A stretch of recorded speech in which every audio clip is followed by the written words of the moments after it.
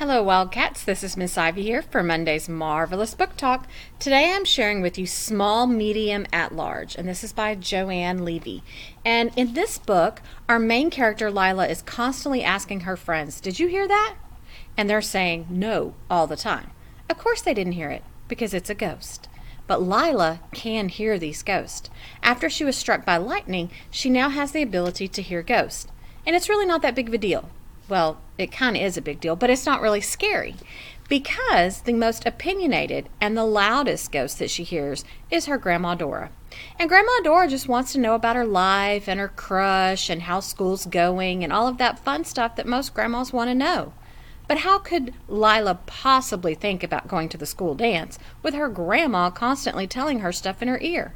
And then she also hears from a clown and a prissy fashion designer and all sorts of other ghosts as well.